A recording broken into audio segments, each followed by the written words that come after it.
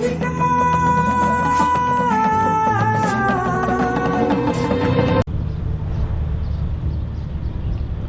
tourner d'abord.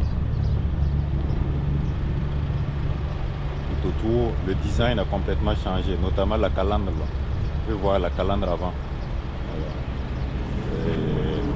La calandre avant est un peu plus unifiée. On a l'impression que ça fait un bloc jusqu'au bas.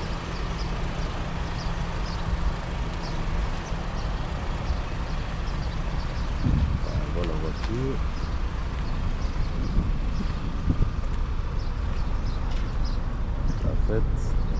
Et l'arrière aussi, ouais, ça a complètement changé en fait l'arrière. Donc maintenant ce sont les feux rouges unifiés. Ça peut s'ouvrir de l'extérieur. C'est automatique. S'ouvre de l'extérieur automatique. Il faut fermer et arrêter en même temps. On ferme, on arrête. Donc je vais montrer. Bon, on a la caméra ici, une petite caméra de recul. Oups, qu'est-ce qu'il y a en bas? Là on a tout ici. C'est une voiture, elle est neuve, hein. Vous voyez, il y a même la plaque en fait du showroom en fait, ça vient des États-Unis. Même la plaque du showroom, ça c'est la plaque temporaire en fait, qu'ils mettent là-bas pour pouvoir circuler. Aussi il y a des plaques temporaires qu'ils mettent souvent pour permettre aux voitures, par exemple les test drive qu'on fait là, ou bien quand on achète la voiture pour exporter, on nous donne en fait une plaque temporaire. Donc ça c'est la plaque temporaire en fait aux États-Unis du concessionnaire. First Aid Kit ici, une aide de secours. Un truc ici pour Lexus. C'est complet en fait. Voilà. Avec une main. On peut pas tout faire avec une main. Là. D'autres éléments ici. C'est propre, nickel. La crique. Un baffle ici. Les sièges là sont électriques. On peut rabattre les sièges là de manière électrique. Ça c'est pour abattre les sièges qui sont devant. Si j'appuie ici, vous voyez, ça tombe. C'est pour plier les sièges avant. Ça aussi ça tombe. C'est pour abattre les sièges arrière. Si on veut transporter Si vous avez de gros colis à transporter, vous pouvez les rabattre comme ça en fait. L'intérieur. Les poignées ne se tirent plus en fait comme avant. Ça ne se tire plus comme avant. En fait à l'intérieur ici il y a un petit bouton. Il faut juste appuyer sur le bouton et puis tirer la portière. Ça s'ouvre. Ça ne se tire plus en fait. On peut les rabattre. Yeah. It's électronique, right?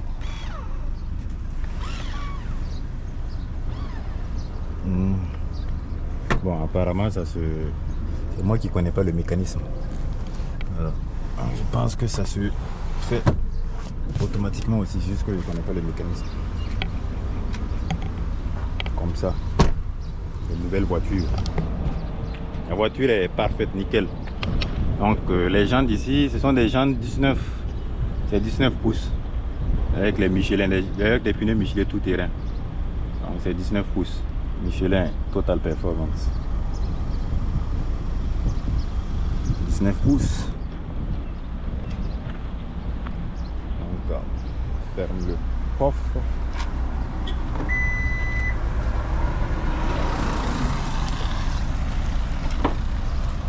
On découvre un peu l'intérieur. Donc vous voyez, on appuie là et puis ça s'ouvre et on tire. Donc il y a le... Comment on appelle ça en français? En anglais c'est blind spot detector. Le détecteur d'angle mort. C'est symbolisé par ça, les deux voitures. Une voiture qui est devant et l'autre qui est derrière. Là on voit déjà ici le beige et puis du marron. C'est une beige marron noir. C'est marron foncé. Et puis du noir. C'est un très beau mélange de couleurs. Voilà. Avec du bleu. Le bleu, c'est un bleu qui brille en fait. C'est pas vraiment du... C'est un bleu foncé mais qui brille. C'est doux au toucher. Donc, pour condamner les vitres, là j'ai les commandes pour toutes les vitres, les portières et puis les rétroviseurs pour les plier et puis pour contrôler les rétroviseurs. Donc, on a un baffle ici. Là c'est de place pour mettre une bonne bouteille de Yamakuji, pour ceux qui boivent le Yamakuji ou du Bissap. Ça vient celui-là ça vient du Canada en fait. C'est made in Canada, c'est une voiture du Canada. Ça vient du Canada. Donc les commandes pour le siège du conducteur.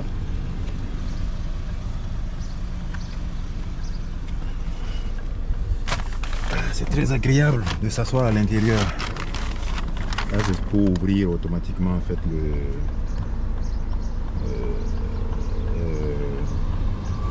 pour l'essence. Voilà, pour ouvrir automatiquement pour pouvoir mettre l'essence à l'arrière. Ça c'est pour le coffre arrière, pour ouvrir le coffre arrière. Là c'est pour les phares en fait, régler les phares. Le niveau d'intensité levé, baissé. Donc le volant il n'a pas totalement changé, c'est un peu comme l'ancien. Donc c'est juste qu'il est un peu, j'ai l'impression qu'il est un peu plus fin. Pour celui-là le volant il est un peu plus fin. Il y a les deux leviers ici pour les vitesses. On a beaucoup de commandes un peu partout. C'est du Lexus quoi en fait. Faut prendre, pour ceux qui connaissent déjà. Il n'y a pas besoin de temps d'apprentissage pour ceux qui se mettent au Lexus. Là, ils ont besoin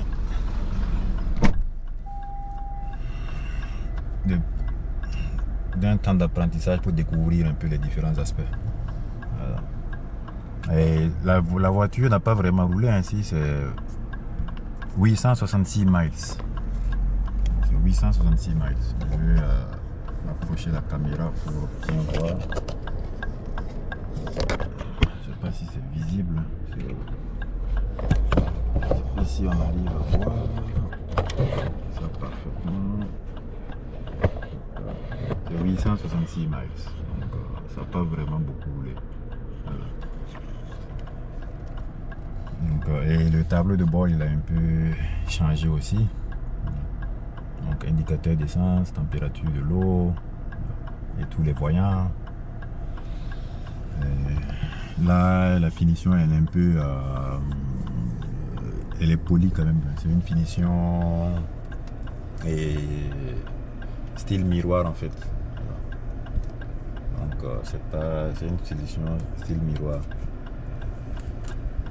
C'est beau en fait à voir physiquement. Donc, au toucher aussi, c'est très lisse. Donc là, ils ont un peu changé en fait. Maintenant, c'est complètement une dalle en fait. Avant, c'était l'écran ici, il était posé là. Et maintenant, ils ont ramené l'écran ici, faire une dalle complètement. Avec les sorties pour le AC, la climatisation. Et puis, l'écran central se trouve ici. Le bouton Start and Stop. Commande pour les climatisations. C'est vraiment simplifié quoi. C'est épuré en fait. Il n'y a pas trop de boutons. Voilà. Enlevé complètement, pas trop de boutons. Certaines voitures quand tu rentres c'est plein de boutons en fait. Donc il n'y a pas beaucoup de boutons physiques. Il y a des gens peut-être qui aiment les boutons physiques mais ici il n'y a pas de boutons physiques. Là on a les commandes normalement, ça c'est pour activer le mode Start and Stop. Parking électronique, levier de vitesse. Là, 2 ports USB. Ici ce sont des rangements. On pousse ici, il y a des rangements aussi. Il y a des ports USB encore ici. USB-C, Type-C et puis USB normal, standard. Là c'est pour un chargement.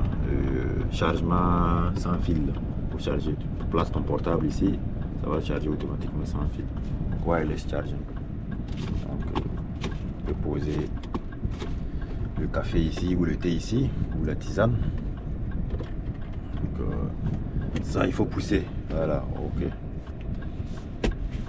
Maintenant ça la bunka fort. Donc ça, arrangement aussi. Ça s'ouvre sur le côté, je crois. Yes. Voilà, sur le côté, c'est assez profond. Assez profond. Donc,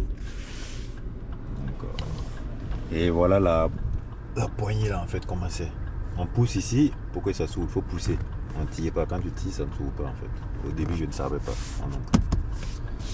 Bien épuré. Parfait. On va regarder un peu l'arrière. C'est quand même spacieux. Donc là, sorti, on pousse ça. Regardez rapidement l'arrière. Pareil, il faut appuyer, pousser, ça sort. L'arrière, pareil. Il y a de l'espace. Et puis c'est doux. C'est assez spacieux.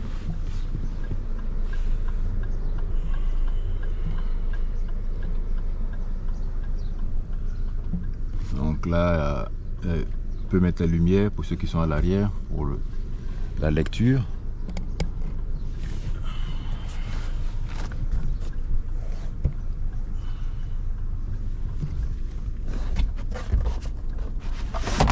Voilà. Parfait.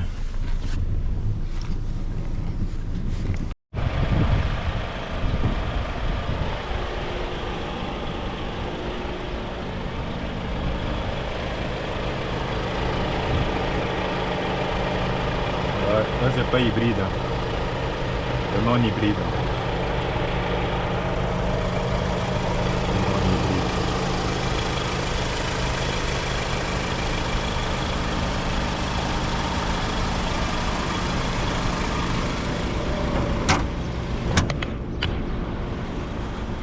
I driving, you can shoot picture, okay? Yes.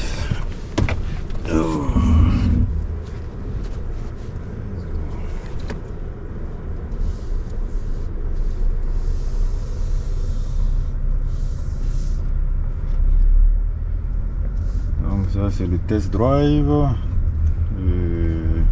La nouvelle Lexus, Lexus RX 350, le modèle 2023. Voilà. Celui-là c'est couleur bleue. Vous pouvez le voir. Déjà en fait l'intérieur, on peut voir au niveau du tableau de bord, en fait c'est complètement différent de l'ancien modèle. Donc l'ancien modèle, ici l'écran, normalement l'écran en fait il est complètement détaché. Dans l'ancien modèle ici c'est un seul bloc. Voilà. C'est un seul bloc en fait. C'est un peu la nouvelle tendance quoi, sur toutes les voitures. C'est un seul bloc. Là, même le son de la ceinture, là, quand on avait mis la ceinture, c'est un peu différent, c'est plus doux, ça sonne doux à l'oreille. La voiture elle est vraiment très bien, l'isolation est parfaite, donc quand tu roules c'est très silencieux, donc on est complètement isolé du bruit de l'extérieur.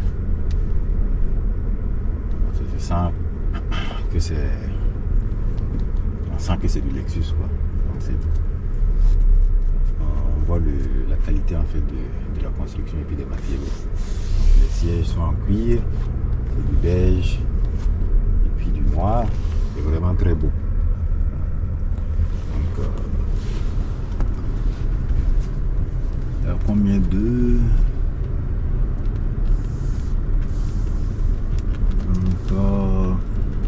ce que le changement ici là c'est l'horloge en fait. D'habitude en fait il y a une petite horloge analogique en fait dans les Lexus, mais cette fois-ci on dirait qu'ils l'ont enlevé. L'horloge pourtant elle est emblématique de Lexus, je ne la vois pas ici.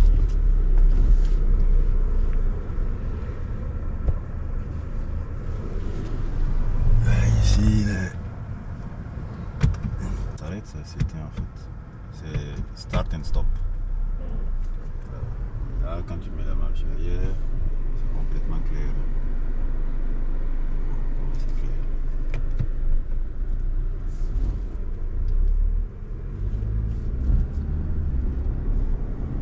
Ici aussi pas mal d'options.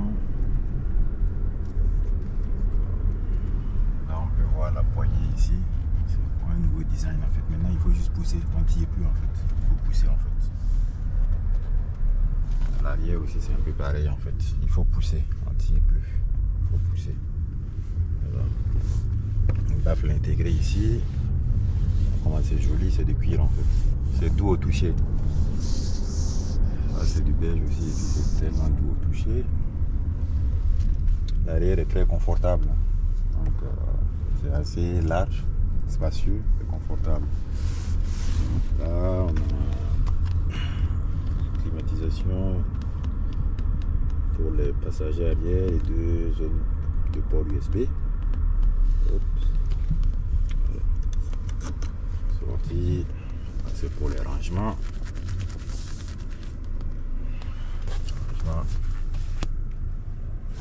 Donc là, je vais sortir faire quelques photos shooting et puis une vidéo tout autour et après un test drive moi-même. Voilà. Donc la voiture elle est... Et puis ça sent bon à l'intérieur. Ça sent une nouvelle voiture. C'est l'odeur classique quoi.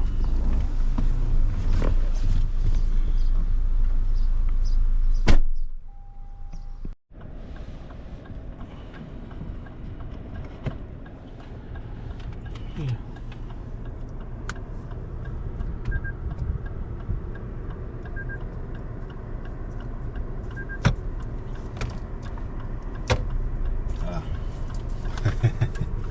C'est pas facile hein, avec les nouvelles voitures. Quand ça change comme ça,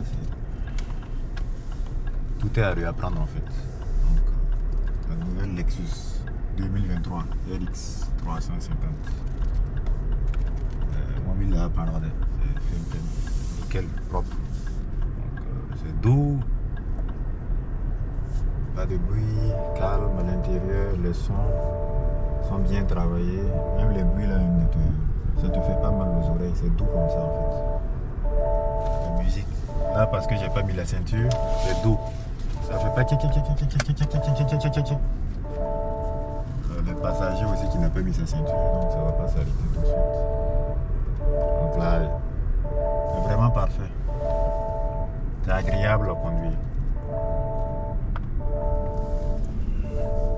C'est vraiment agréable à conduire. Et bon, comme c'est, on est un peu surélevé comme c'est une 4x4. Donc Lexus, c'est vraiment pas du jeu. Donc tout est bien pensé. Déjà ils ont une fiabilité hors norme. C'est la marque la plus fiable au monde. Pour les voitures de segment voiture de luxe, c'est la marque la plus fiable. La commande vocale pense que je lui parle en fait, alors que je ne donne pas de commande. Donc les voitures sont de plus en plus comme ça. Et après aussi il y a c'est la voiture la plus fiable au monde en général. Maintenant segment luxe c'est la voiture la plus fiable au monde. Maintenant les Toyota c'est la plus fiable au monde pour les autres segments qui ne sont pas de luxe en fait. Donc là, on est arrivé. Parfait.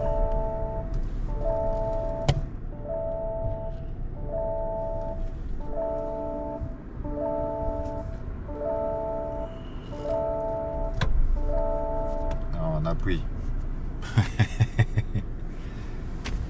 C'est vraiment tout à l'heure. Voilà, c'est bon pour aujourd'hui.